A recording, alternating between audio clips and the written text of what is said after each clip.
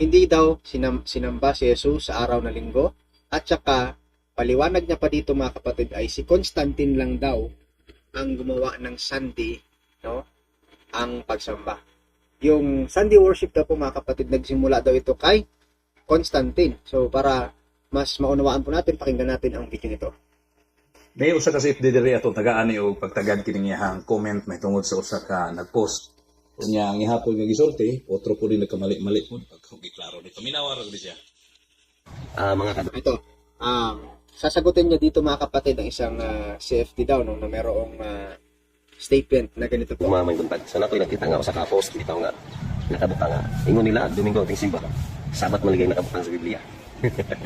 Yan ang may caption ng mga kagugma. Unsaon yun yung pagdepensa? So sa ento man kay na. Unsaon na sa pagdepensa? Ang pagdepensa na wala ka kasabot sa imong gisuwat. Wala kasabot pasabot sa sabat. Ang meaning sa sabat, rest. Muna siya ang pasabot sa sabat. So kung nakabutang ni matupad mo dili Domingo. Ayon po sa ayon po mga kapatid sa CFD nito, na ang point dito po mga kapatid ay patungkol po sa sabat. Ang meaning ng sabat, ayon po sa nag-discuss mga kapatid, ay rest. Totoo naman po, no, na rest talaga yung point. Pero ito, mamaya ititwist niya po yung katotohanan dito. Paano? Kabutang dia nga kanang Saturday. Ang buot pasabot sa sabat, sa rest. So ang sa Hudiyo ang ilang sabat Saturday. Ayan, sabi po ng CFD, ang sabat ng Hudyo ay Saturday. Totoo naman po yun, na yung rest day po ng mga Jewish ay Saturday po yun. Okay? Pero ang sabat sa Kristiyano, Sunday. Pero ang rest day po ng Kristiyano ay Sunday. Subot pasabot nga ang Sunday sabat gyud na. So, ibig sabihin, ang Sunday ay sabat, ng kahulugan nito ay rest. Kanang Saturday sabat gyapon. So ang nakabutang sa Biblia, sabat man ang nakabutang sa Biblia. Oh, nya. Kinsa man ang nag-ingon nga simba adlaw Domingo. Sa mga apostoles man may napasiugda na. Kumano ba? Ito, sabi ng CFD, ang mga apostoles yung nagsabi na yun, na araw ng linggo ay sasamba. Okay, pero dito po mga kapatid kahit na tama na yung sinabi ng CFD, ititwist pa po ito ng Sabbath keeper na ito. No, si Kristo nagsimba sila Domingo. Sabbath keeper po, pero yung interpretation niya, pag sinabing Sabbath, automatically Saturday na agad. Go. Sabta nimo. So ato na siyang nadunggan sa iyang argumento niya nga kining mga tawo bitaw nga mahilig og mga palusot, mahadlok mahimo nga mga magbantay sa adlaw ito pahulay, mahadlok mahimo si Adventist. Pwede mo dili mo si Adventist. Kumano lang yun ang isuko sa Ginoo. Kaya kung adlaw ito pahulay din ha kanang gitawag og Sabat din ha. Mao maganda ang gihimo sa atong Ginoo kung basahon mo na ang Salmo 118. Ang araw daw ng Sabat, no? Yung pinupoint niya po mga kapatid, ang Sabado daw, yan daw yung ginawa ng Panginoon, ng Diyos, ng Panginoon. Versikulo 24. Ayan, kung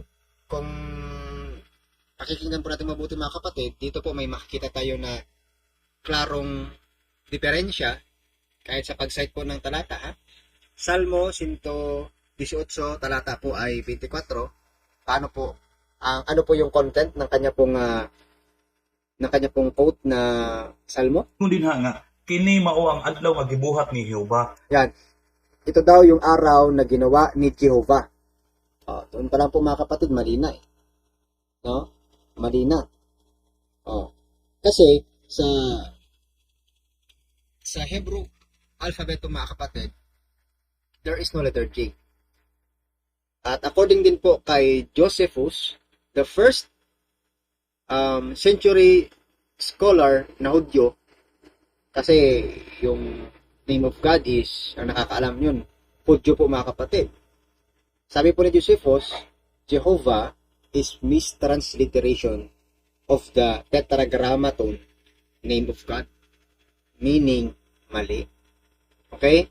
So ang mali, kapag ginamit mo pa at itinagdag mo pa sa iyong reasoning, so what will happen?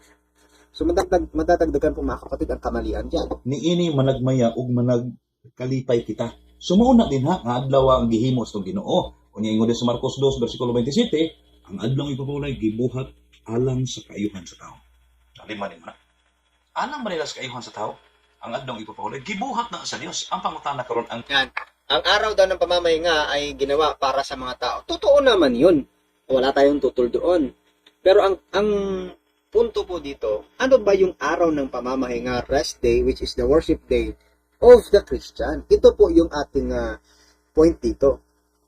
Kasi, wala naman po siyang naipakitang ebidensya na ang Kristiyano po, yung day of worship nila ay Saturday.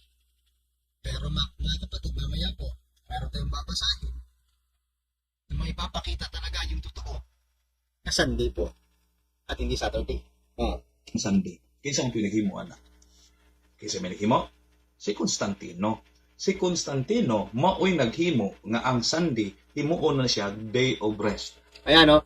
Sabi niya po mga kapatid, pakinggan niyo mabuti ha.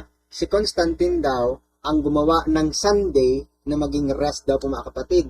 In which, para sa kanya, naniniwala siya na si Constantine lang ang nag-implement itong Sunday as a worship day. Ito po ang malaking kasinungalingan sa social media na ipinapakalat ngayon. At kung ito po ay hahayaan natin, patuloy po ang kasinungalingan na lalaganap kahit saan man.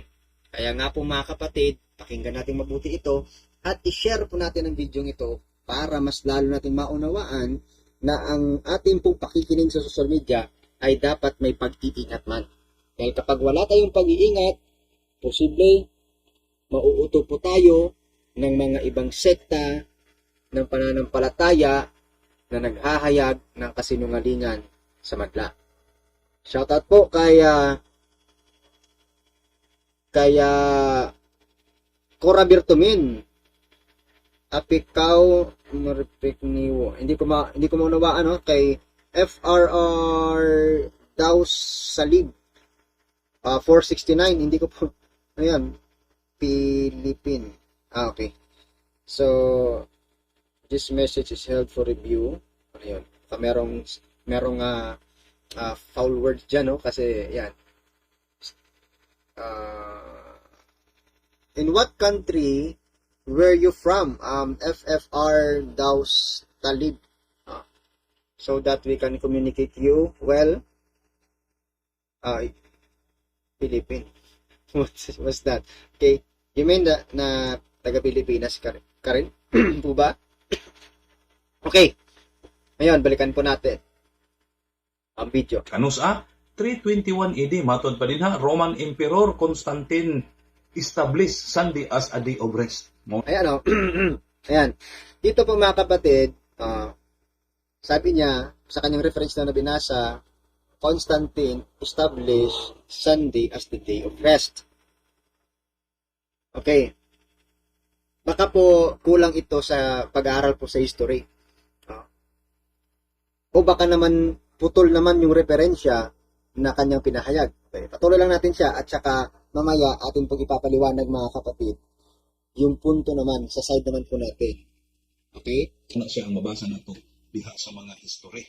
Kung imo nang tanahon, search ka, ay partiklaruha kayo na ba? Si Constantino may naghimo. Niya karon papilion ka asa man imo nga kining hinimo sa Dios nga adlaw ipapaulay nga magmaalipayon daw tadiha magmaya tadi ana o kining adlaw nga Domingo. At saka yung kinukot niya po mga kapatid na Salmo 118:24 na mag-lockdown. Mamaya babasahin po natin 'yan. Pero yung araw na 'yan hindi naman po nabanggit po dito na ang araw na 'yan ay Saturday. Hindi po nabanggit yan mga kapatid. Sa kanya lang po yung pakiwari. Sa kanya lang po yung kuro-kuro at hindi po yan suportado ng mga referensya niya. Kundi suportado lang po ito ng pag-iisip niya. Kung iyan ni Constantino, asa man ta na be? Ang inyong hargyot puro sa ginyong pagsupak ba? Mao na nga kamo dili gid mo tinuod ko mga Kristohanon. Nga ito pa. At pinagbibintangan niya pa tayong mga Katoliko na hindi daw totoong Kristiyano. Yung totoong Kristiyano yung di po ba unang tinawag na Kristiyano ang mga tagasunod ni Kristo? 11:26 ng gawa ng mga apostoles sa Berea. Sa Antioquia. Hindi po ba sa Antioquia yon? At sino po ba yung Bishop of Antioch na nagpasikat o nagpakilala ng simbahan? Di po ba si Bishop Ignatius of Antioch? Na kung saan doon din po na umusbong ang pagkatawag sa mga tagasunod ni Kristo na mga Kristiyano. Tapos sasabihin pa na ang Katoliko daw hindi Kristiyano dahil hindi nangingili ng Sabado, no? Ng Sabado, hindi daw nag-worship ng Sabado. Even though hindi naman mabasa sa Biblia na ang Kristiyano ay dapat sumamba ng araw ng Sabado, pero no? Merong mababasa sa Bible na araw na linggo, sinamba yung Panginoong Isus. Pero dito mga kapatid, dito pakinggan nyo mabuti ito po ay talagang meron siyang twisted truth po dito. At tatabunan niya lang ng kanyang bibig ang katotohanan. Paano po? Pakinggan nyo. At Konstantinohanon mo, dili mo mga Kristohanon. Ayan, Ano mas Constantinohanon daw, Constantines daw tayo, at hindi tayo Christian dahil daw of Sunday worship. You see? si Kristo, Sabbath keeper. Unya pa sa O, si Kristo daw ay Sabbath keeper, mga kapatid. Okay. By nature, by born, sa kanyang pagkapanganak po dito, si Kristo po ay isang Hudyo. Kinaugalian po bilang isang Hudyo, na ang Hudyo ay nangingilin po ng Sabado. Pero ano po yung ginawa ng mga tao nung time na pumasok po sa sinagoga ang Panginoong Kristo? At for how many times po mga kapatid, di po ba kinontra ng mga Hudyo, ng mga nangingilin ng Sabado, ang Panginoong Kristo? O di po ba? Yung ginagaya nitong taong ito na Sabbath keeper, na 70 Adventist o nangingili ng Sabado, yung ginagaya niya po mga kapatid, ay yun yung kumakalaban sa Panginoong Kristo the time na siya po ay nagkatawang tao dito sa lupa. Ngayon, ipapalitaw mga kapatid, na ang Panginoong Kristo ay Sabbath keeper. Sabbath keeper. Pero bakit po siya kinakalaban tuwing may gagawin po siya sa araw ng pagngili ng Sabat? At ewan ko lang kung meron po siyang idea na kapag sa pananampalatayang Hudyo, kapag pangingili na ng Sabat, ibig sabihin, wala nang galawan yun. Kaya nga, mali ang pagkakaunawa nitong mga nakikigaya o mga hilaw na Hudyo.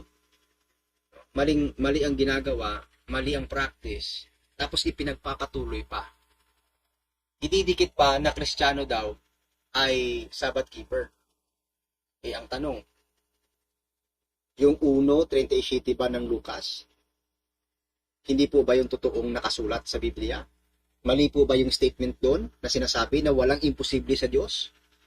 Hindi po ba pwede ring mabuhay muli sa araw na Sabado ang Panginoong Kristo? Pero bakit hindi niya pinili sa araw na Sabado na dapat siya isambahin sa araw na Sabado? Bakit hindi po ganoon?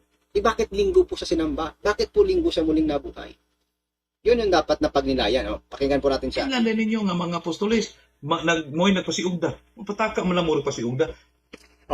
Sabi niya, hindi po niya matanggap na mga apostoles ang nag-umpisa nitong Sunday worship. Hindi po siya naniniwala doon. Kahit may nagkagano pa siya ng referensya, ng nakasulat sa Biblia, hindi po siya maniniwala. Bakit sarado ang kanyang paniniwala sa katotohanan? Tungod kay nakita nila si Jesus Christ atong adlong Domingo, nisimba sila. Dili ingon adlaw to simba ha. Basahan ninyo ng Mateo 28.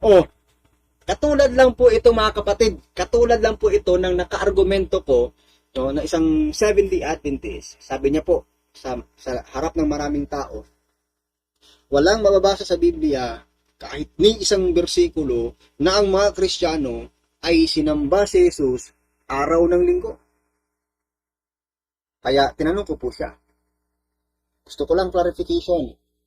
Tama po ba yung narinig ko sa iyo na walang mababasa sa Bible na araw ng linggo sinamba ang Panginoong Hesus? Sumagot yung kaibigan kong Sabadista, evangelist, sabi niya, oo. Sabi ko, paano po? Tawag ko sa kanya, Manong, paano po, Manong, if may mababasa sa Biblia na ang Panginoong Hesus ay sinamba sa araw na linggo, aaminin mo ba sa lahat ng mga taong nanonood at nakikinig ngayon na nagkamali ka? Ang sabi niya po, during this time mga kapatid, wala pang ganitong teknolohiya kasi na pwede nating masave yung video. That time si Brother Dennis lang yung merong capacity na mag-save. Pero dahil sa mahina yung nagamit po namin na gadget, at saka dahil din po sa hindi namin alam kung saan yung mga file namin, hindi na po namin na-upload yung video yun. Pero maganda sana. But then, marami po yung mga taong nakasaksi po sa pangyayaring yun. At alam niyo po, binasa ko, Matthew 28 verse 1. Anong araw ito? Ano yung ginawa? Mamaya po, no? Mapupuntahan po natin yan. Kasi sabi niya po, wala kasi. Oh, wala daw. Di ba, wala sila mga tong simbahan anak ron sa pagsimba. Nangadtong ta na sila dito sa lubnganan. Unya diha sa dala, nasugat man nila. So diha sa halina gisimba si Ginoong Hesus, dili ito adlaw sa ting simba. Ayan, hindi daw sila. Ang punto dyan, anong araw ba sinamba ang Panginoong Hesus? Yun yung punto. Nabasa ba dyan sa Matthew 28? Na araw ba yan? Na Sabado sinamba yung Panginoong Hesus? Hindi. Pero yan po ay araw ng linggo. Oh, ito po, mga kapatid, ano ito?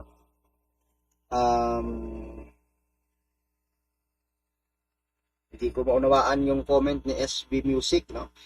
Well, anyway, good evening. At saka kay Mr.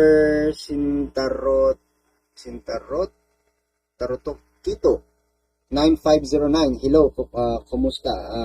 Okay lang po, kapatid. Alright, so ganito po. Yung Sunday worship ng mga Kristiyano. Ito ha. Kailan at paano ito nagsimula? Yung Sunday worship po kailan at paano po nagsimula ang Sunday worship ng mga Kristiyano? Dahil sa statement po ng kaibayan natin sa pananampalataya na Sabbath keeper, Sabat niya, yung rest day niya ay Sabado po, mga kapatid, hindi rest day ng mga Kristiyano. Para po sa kanya, Sabado daw, no? At hindi daw galing sa mga unang Kristiyano ang Sunday worship, kundi galing daw ito kay Constantine. Ngayon, aalamin po natin kung kailan at paano nagsimula yung Sunday worship po. Ayan. So marami po ang nagtatanong, bakit linggo ang pagsamba? At sino ang nagpasimula nito? May basehan ba yan sa Biblia? Ito po yung mga common questions po, mga kapatid, mga kaibigan. Ayan, no? So, araw ng muling pagkabuhay. So, kailan po ba, mga kapatid at mga kaibigan, yung araw ng muling pagkabuhay? Kailan po ba? Kasi yan. On yung ating Bible. Okay. So, kailan po ba yung araw ng muling pagkabuhay, mga kapatid? Okay. Nabuhay nagmuli ang ating Panginoong Hesus unang araw po ng Sanlinggo. Ang tanong, ano po yung unang araw ng Sanlinggo? Yan po ay linggo, or in English, that is Sunday. Ito ang naging sentro ng pananampalatayang Kristiyano. So, ibig sabihin, mga kapatid, ang totoo at tunay na Kristiyano, ang sentro ng pananampalataya ng tunay at totoong Kristiyano ay sumasamba sa ating Panginoong Hesus sa araw kung saan siya po ay muling nabuhay. O tinatawag po nating Lord's Day, no? Yung muling pagkabuhay po ng ating Panginoong Hesukristo. Basahin po natin yung John chapter 20 verse 1 sa Good News Translation. Early on Sunday morning, so nakasulat pala dyan, no? Good News Translation po, mga kapatid. Early on Sunday morning, while it was still dark, Mary Magdalene went to the tomb and saw that the stone had been taken away from the entrance. Dito po sa Juan 20, ito po ang pagsasalaysay, mga kapatid, sa muling pagkabuhay ng Panginoong Hesukristo. At ito po ay araw ng linggo. Ayan. So, panahon ng mga apostol, mga kapatid, ang mga unang Kristiyano ay nagtitipon tuwing linggo. In the time of apostles, sila po ay nagtitipon. Sila po ay nagkakatipon at may pagsamba at pagpuputol-putol ng tinapay. Araw po yan ng linggo. Ito po Acts chapter 20 verse 7 sa TLB version ng Biblia. Okay? The Living Bible. On Sunday, we gathered for a communion service with Paul preaching, and since he was leaving the next day, he talked until midnight. So malinaw po, mga kapatid, no? Sunday, yung communion service po ng mga apostles. So yung mga unang Kristiyano, which is the apostles down to the church fathers, and to the disciples of the apostles, they keep this rest day, the communion service, the worship day on Sunday. No? Patunay po mula sa Biblia ganito. Sa unang Korinto 16:2, meron pong regular na pagtitipon tuwing linggo. Sayin po natin sa The Living Bible, 1 Corinthians 16 verse 2. On every Lord's Day, each of you should put aside something from what you have earned during the week and use it for this offering.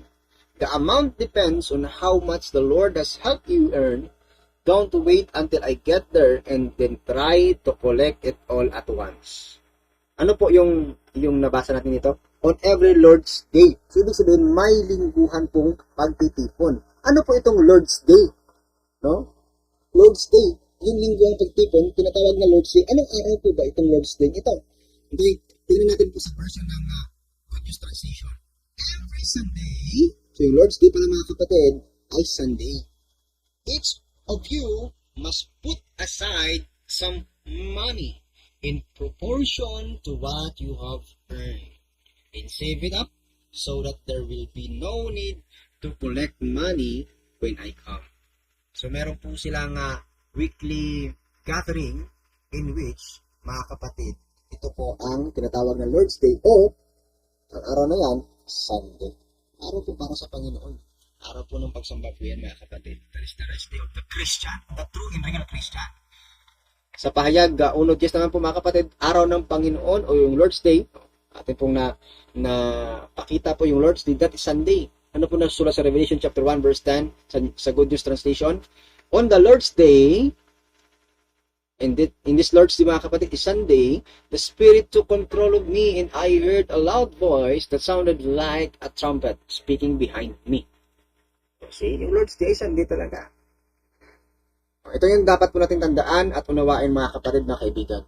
Bago pa po si Constantine, meron po tayong tinatawag na Didache AD 90. Yung Didache AD 90 po mga kapatid, this is the full title ng Didache ito, The Teaching of the 12 Apostles, in which this is one of the earliest Christian writings outside the New Testament.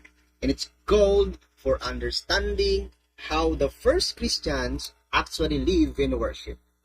So, ang totoong Kristiyano, dapat alam po ang patungkol dito. Kasi bago pa po si Constantine, meron na pong Didache. Yung Didache po, mga kapatid, ano po yung napapaloob dyan? Kung alam nila, kung alam po ng naggawa po ng video. So, it's very clear stated that the apostles gathered on Sunday for worship. Basahin mo para malaman mo. And then, bago pa po si Constantine, nabuhay na po si St. Ignatius of Antioch in the year 107 AD. Sino po siya? Siya ay one of the most important apostolic fathers. Kasi siya po ay disciple ng apostol ng ating Panginoong Jesucristo. And a huge witness to what the church already believes just one generation after the apostles. Kasi naging disciple nga po siya. Naging estudyante po siya ng apostoles ng Panginoong Jesucristo. Kaya malaki ang naging papel niya. Siya rin po ang sabi na at naggamit po ng pangalang Catholic. Nasaan po si Kristo, doon po ang Katoliko. Okay? At ang lugar po ng Antioch kung saan obispo St. Ignatius. Ito rin po mga kapatid, ang sinasabi sa Acts of the Apostle 11:26 na kung saan dito din po nag-umpisang tinawag yung mga believer of the Lord Jesus na mga Kristiyano. O see? Ayan po ay bago pa kay Constantine And then, bago po kay Constantine, nandyan din po si Saint Justin the Martyr, taong 155 AD. So, ayan po.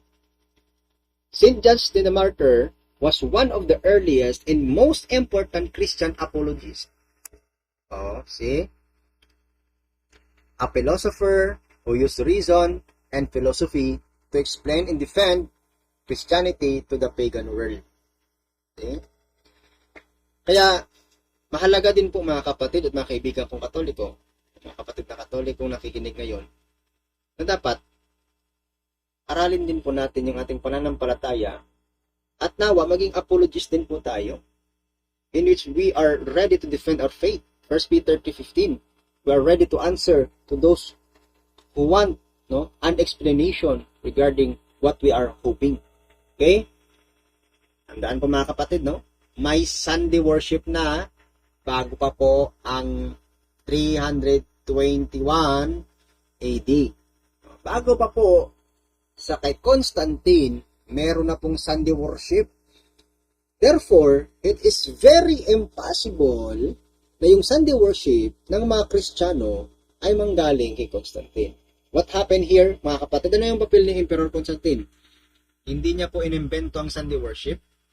Ang ginawa po ni Constantine ay ginawang legal ang holiday, legal holiday ang linggo. So, ibig sabihin, ginawa niya pong legal sa sinasakupan po niya bilang emperador, bilang emperor. Okay? Yun lang po, nag-legalize lang po siya.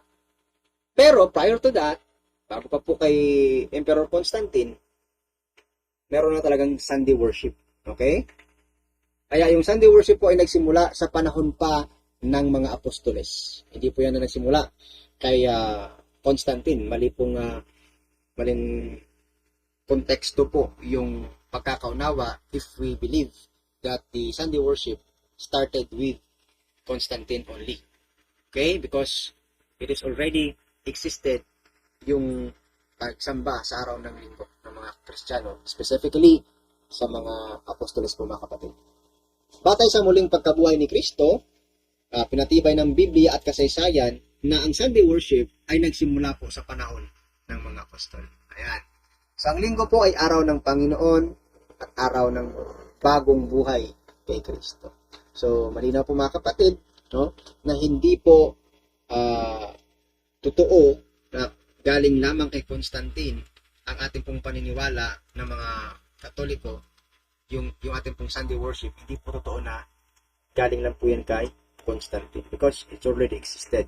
Ngayon, balikan po natin yung kanyang argumento mga kapatid na wala daw mabasa sa Bible na araw mismo ng linggo sinambang Panginoon. Okay?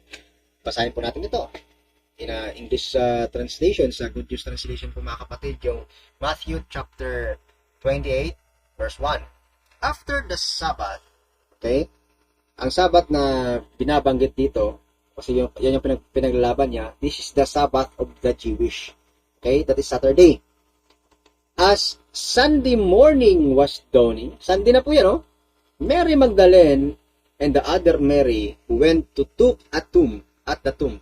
Okay? I-forward lang natin po yung pagbabasa para makita natin yung realidad. Sa verse 9, suddenly, Jesus met them and said, "Peace be with thee." They came up to him, took hold of his feet. Anong ginawa po sa ating Panginoon sa araw na linggo? Worship Him. Ayan araw po ng linggo yan. Sinamba po yung Panginoong Jesus. Kaya it's very impossible, very clear din, very impossible na hindi po Sunday wino-worship po sinasamba yung Panginoong Jesus, at very clear po na Sunday sinasamba ang Panginoong Jesucristo. Meron tayong basis po mga kapatid, meron tayong basihan. May referensya po tayo na atin pong napapakita. Okay? So, klaro. Kaya nga po, naalala ko po talaga yan. Yung experience po namin sa Seventh-day Adventist noon na challenge pa siya, na wala talaga mabasa sa Biblia na ang Panginoong Jesus ay sinasamba araw ng linggo. Mabasa na, okay. Doon, nagkaroon siya ng problema.